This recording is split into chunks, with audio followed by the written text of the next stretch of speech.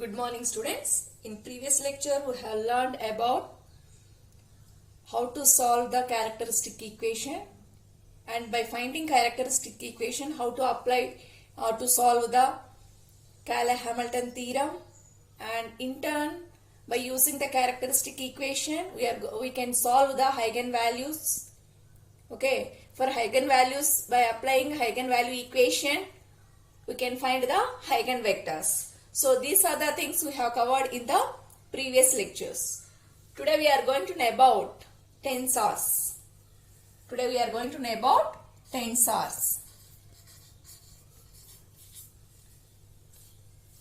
Okay, today's concept is tensor. We have heard about scalar. Okay, so before going to know tensor, first of all recall what is a scalar, vector, and then we can enter into tensor. So what do you mean by a scalar? A scalar is nothing but a quantity. It is a quantity which represents or which measures magnitude.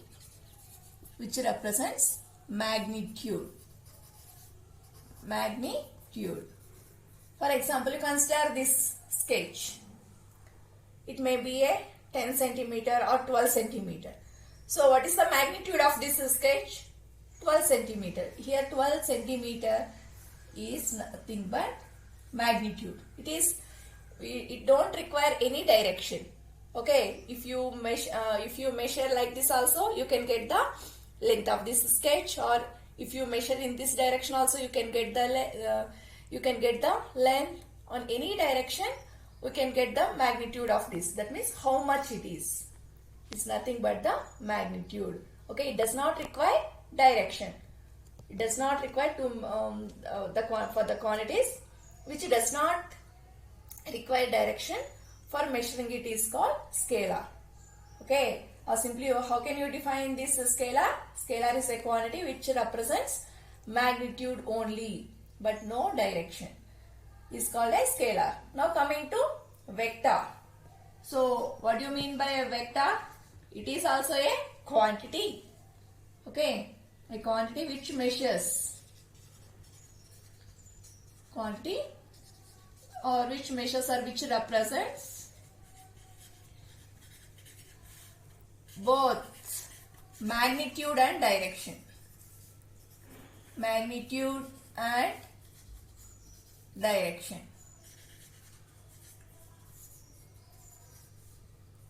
Is called a vector. So for vector quantity,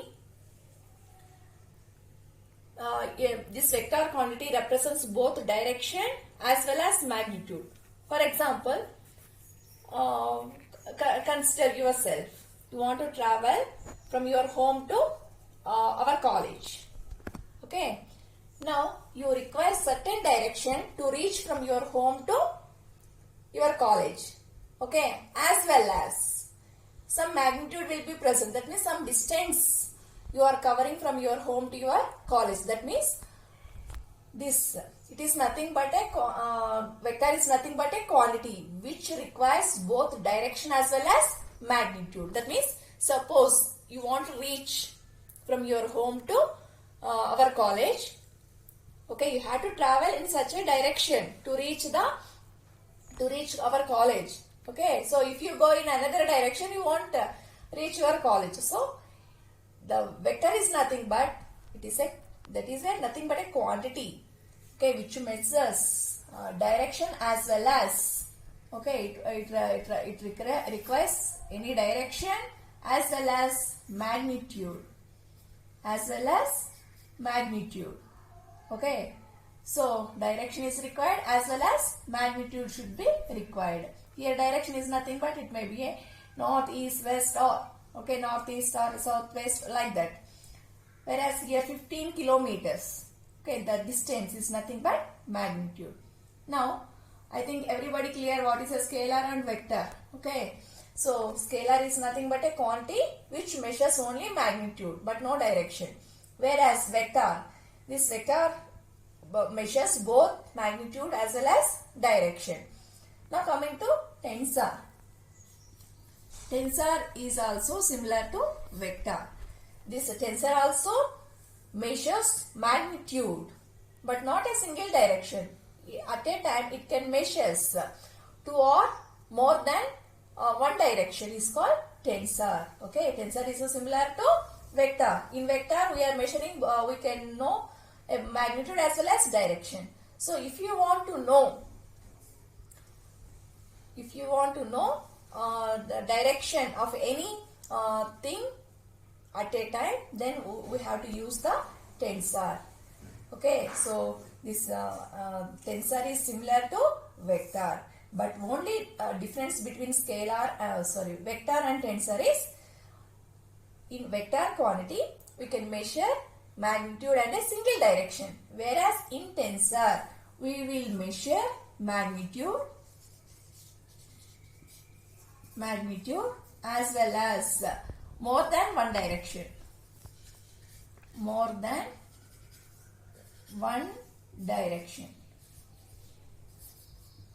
For example, you consider any elastic body. Assume this is the elastic body or elastic material. Now you apply some force on it. Okay, here magnitude is nothing but how much it is. Okay, how much it is represents the magnitude. Then assume you are applying some force, so some stress on this. Now strain will be caused. Okay, if you consider in a 3 dimension, it is not, the stress is not acting along a single direction. It will act along the x direction, y direction as well as z direction. So here by using tensor quantity we can measure how much strain has been caused in the elastic body. Okay, how much strain you are applying the stress on this elastic body. Now some strain will be caused. So this strain along the x direction, y direction or z direction can be known by the quantity is called tensor. Okay, we are not measuring along a single direction. Okay, we are measuring how much strain has been caused along the length or breadth or height.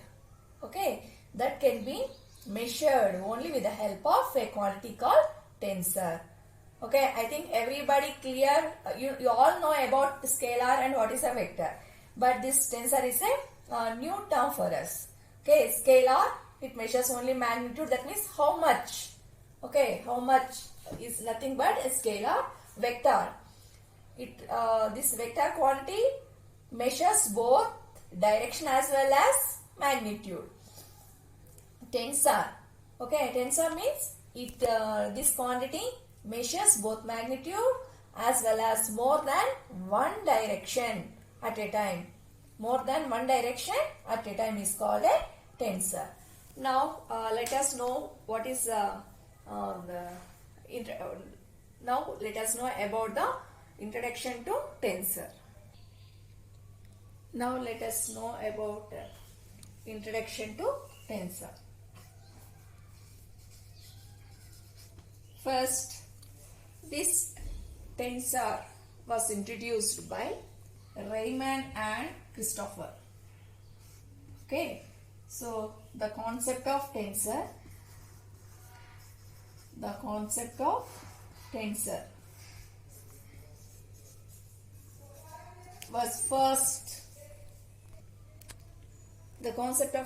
was first introduced by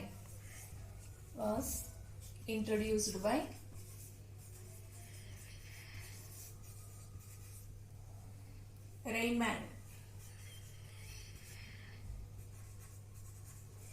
and Christopher.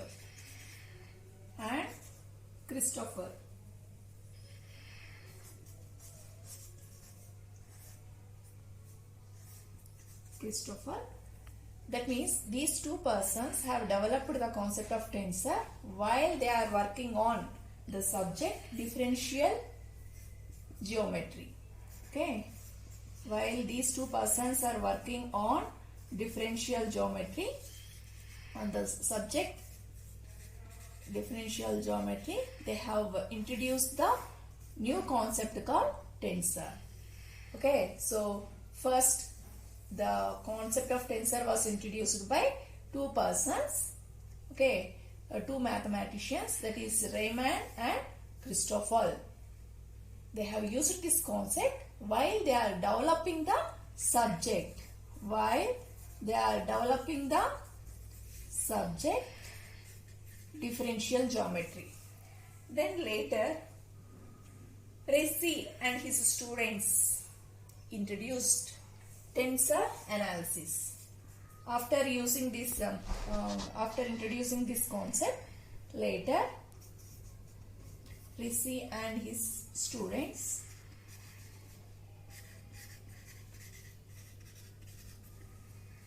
introduced tensor analysis as a symmetric branch of mathematics in 1901. Okay, so after developing the concept tensor, another mathematician developed this tensor analysis and he has used in the mathematics in the year 1901. Then later, this tensor analysis was mainly popularized by Albert Einstein. Okay, the concept was introduced by Riemann and Christoffel. After introducing this concept, Ricci and his students has used this concept in mathematics in 1901. Then after that, Albert Einstein has popularized this tensor analysis while developing the theory of relativity. Okay, Albert Einstein popularized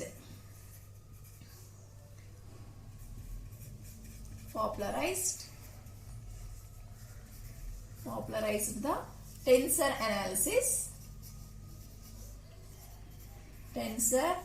analysis while he is working on theory of relativity. While working on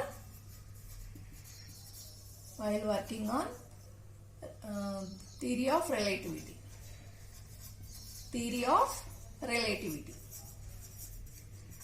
So this is the history of tensor. Okay, so the first concept of tensor was developed by Riemann and Christoffel. Okay, they have introduced this concept, but the later developments, okay, this tensor analysis has been used in mathematics by Ricci and his students. Then after that, Albert Einstein also, okay, he is the physicist. He also used the tensor analysis while developing the theory of relativity. Now, this is the history of tensor.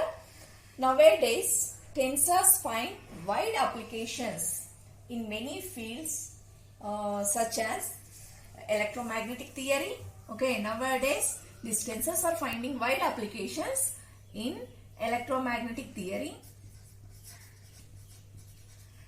Okay, in physics also we are tensors are finding wide applications in the branch of electromagnetic theory.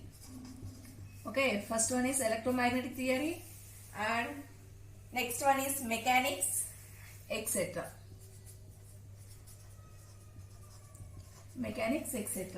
Now, so finally we can conclude that tensors are associated with magnitude and two or more directions. If you measure magnitude as well as only one direction, it is considered as vector. Whereas tensor is related to magnitude as well as two or more direction. That means more than one direction is nothing but a tensor. Okay. So this is about the tensor. Now coming to tensor representation, we can define this tensor is a set of quantity called the coordinate components. Okay. This tensor represents, it is nothing but a set of quantity which consists of coordinate components, and this tensor can be represented with sigma ik, and general representation of tensor is sigma ik is equal to sigma xx, sigma xy, sigma xz. Next, sigma yx, sigma yy, sigma yz. Similarly, like how you can represent the general representation of a matrix. Similar to that, tensor also can be represented in this way: sigma zx, sigma zy, sigma zz. So this is the general representation of a tensor. Okay, so this tensor is representing a set of quantities like the elements present in the matrix. Okay, so the general representation tensor is sigma ik is equal to sigma xx, sigma xy, sigma xz. Okay, sigma yx, sigma yy, sigma yz. Next, sigma zx, sigma zy, sigma zz. So this is the general representation of tensor analysis. Now let us know the rank of tensor. So in order to know the rank of tensor, it's like similar to vector. In order to know the rank of tensor, let us consider the rank of scalar, vector and tensor.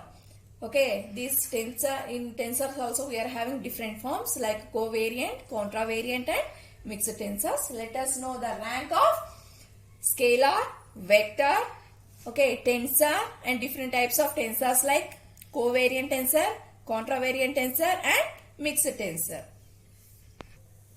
Next, coming to rank of a tensor. Rank of a tensor. Rank of a tensor. In rank of tensor, let us consider the rank of tensor is nothing but number of indices attached to the either scalar, vector or scalar, vector or tensor or different types of tensors. So first, coming to quantity, symbol and rank. First consider a quantity, scalar. Okay, first consider a quantity, scalar. Now in scalar, a symbol is represented with 5. Okay, scalar is represented with 5. And if you want to express the scalar as a tensor, its rank becomes 0. Okay, in tensor analysis, the rank of scalar is 0. Okay, in tensor analysis, the rank of scalar quantity is 0. Now consider vector. Consider vector. This vector is represented with A. Now the rank of vector quantity in tensor analysis is 1. Okay, the rank of vector quantity in tensor analysis is 1. Similarly, coming to tensor, as I have said that we are having different types of 3 different types of tensors, mainly covariant, contravariant and mixed tensor. So coming to contravariant tensor. Contravariant tensor. Contravariant tensor is represented with A, mu, gamma or nu. Okay.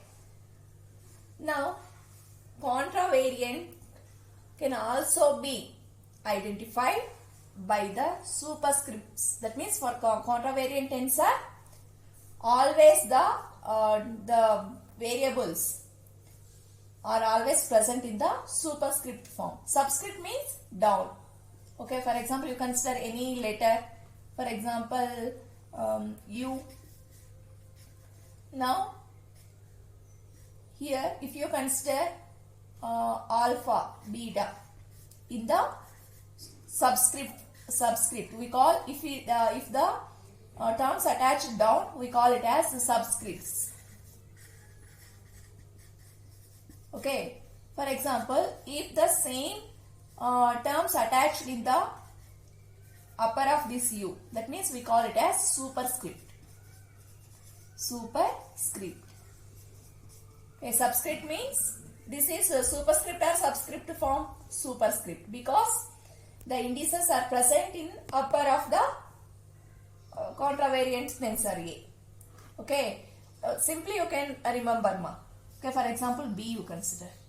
If any terms attached in the upper side, alpha, gamma, then we call it as contravariant. Contravariant. Now for example, same letter you consider, same vector you consider. If the same indices are attached down, then we call it as covariant. Covariant tensor. Okay, I think everybody clear what is contravariant and covariant. If the indices are present down, that means in subscript form, then we call it as covariant. If the indices are present in upper of this, that means in subscript form, then we call it as contravariant. Okay, in covariant the indices are attached down. In contravariant the indices are attached at upper side. Okay, so in our language we call it as superscript, subscript form. Okay, for your understanding I am telling up and down. Okay, in generally we have to call them as the letters are present in superscript. Superscript in the sense indices are present in the upper side. Superscript. Subscript means down of this B. Okay, so if the indices are present in superscript form, then we call it as contravariant tensor. If the indices are present in subscript form, then we call it as covariant tensor. Now coming to mixed tensor. Mixed tensor means mixed tensor. In mixed tensor, for example, you consider this only B. Okay, alpha, gamma, okay, mu. Now in mixed tensor, the indices are present in both superscript form as well as subscript form. Then we call it as a mixed tensor. Okay, so see the differences. In contravariant, the indices are present in upper side. In covariant, the indices are present in bottom of B. In mixed tensor, the indices are present in upper side as well as lower side. Okay, the indices are present in both in superscript and subscript form is called mixed tensor. I think everybody have understood what is contravariant, covariant and mixed tensor. Once again, one more example I am going to tell you. Okay, consider any letter. For example, P. Okay, for example, P. You consider any A, B, C. Now, where the indices are present in superscript form. So, we call it as contravariant tensor. Contravariant tensor. For example, same letter you consider. You consider the indices in subscript form. Then we call it as covariant. Covariant tensor. Now, same letter, this P is consisting indices in both superscript and subscript. Then we call it as mixed tensor. Mixed tensor. I think everybody clear what is contravariant, covariant and mixed tensor. Okay, tensors are mainly three types ma. What are they? They are contravariant tensor, covariant tensor and mixed tensor. Okay, contravariant, covariant and mixed tensor. Now, I think contravariant in the sense the indices are present in superscript. Covariant means the indices are present in subscript. In mixed tensor, the indices are present in both superscript form and subscript form. Now we are in the topic rank of a tensor. For example, here I wrote a mu nu. Now its rank is 2. For example, rank is nothing but number of indices attached to it. For example, here either you consider scalar. There is nothing, okay. As it is a scalar, it measures only magnitude this. Then coming to tensors and different types of tensors. If you want to find the rank, okay, generally I am saying our aim is to find the rank of different tensors. The rank of tensor indicates the number of indices or powers attached to it. For example, contravariant. Contravariant you consider. In contravariant means the indices should be attached in the superscript. Okay. Now here only how many indices are there? How many terms are present in the superscript? Only one. So its rank is 1. Its rank is 1. For example, a mu nu is there. Now what is the rank? Rank is nothing but number of indices attached to it. Number of indices attached to it. So how many number are there? 1, 2. The rank of contravariant tensor is 2. Contravariant in the sense always the indices are present in the superscript form, that you have to know. And rank is nothing but, for example, A, alpha, beta, gamma. What is the rank of this contravariant? Why I am calling it as a contravariant? Because the indices are present in the superscript. Okay, superscript form. So I am calling it as a contravariant tensor. So what is the rank of this contravariant tensor? Alpha, beta, gamma I have written. So the rank is 3. Because how many indices are present in the superscript? 1, alpha, beta, gamma. 3 indices are there.